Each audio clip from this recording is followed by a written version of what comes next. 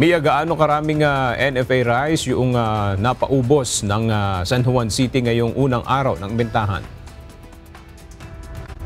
Magandang araw sa iyo, Aga. 1,000 sako nga ang inilabas ng San Juan City upang ibenta sa mga mamamayan dito sa San Juan. Subalit, wala pang makapananghali ay naubos na agad ito.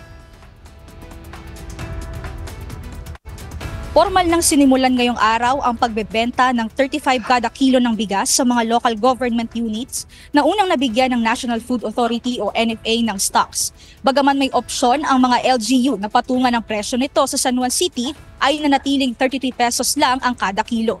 Para mas maging maayos ang proseso ay nagsagawa ang lokal na pamahalaan ng San Juan City ng pre-registration sa mga nais na bumili ng NFA rice.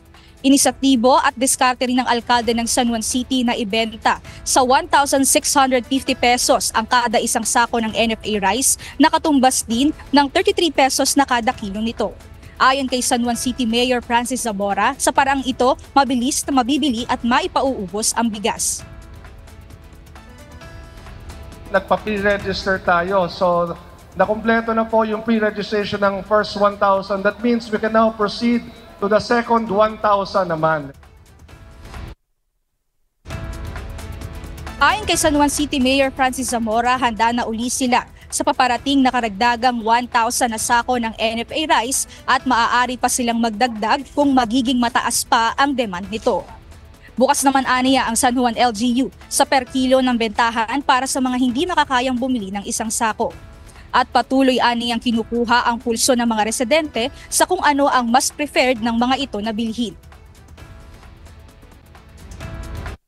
Sa akin, okay lang. Okay lang sa akin ang sako because marami naman kami nagsishare sa bahay.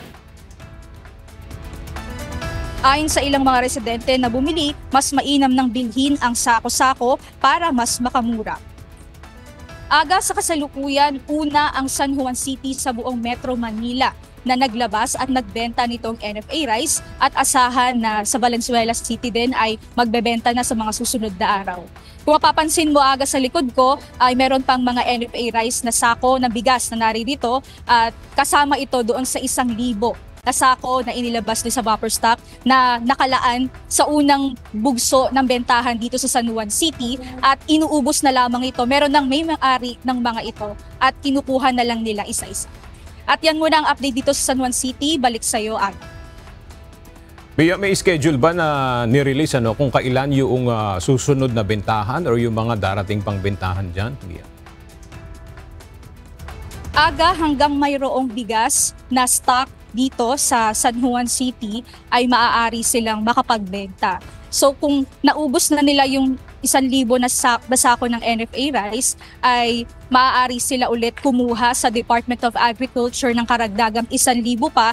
At ayon nga kay Mayor Zamora, kung sakaling magtaas ang demand, ay kukuha sila ulit ng karagdagan para ibenta doon sa mga mamamayan dito sa San Juan City.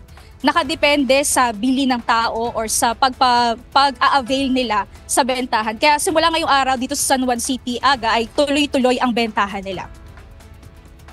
Alright, maraming salamat, Mia Alonzo.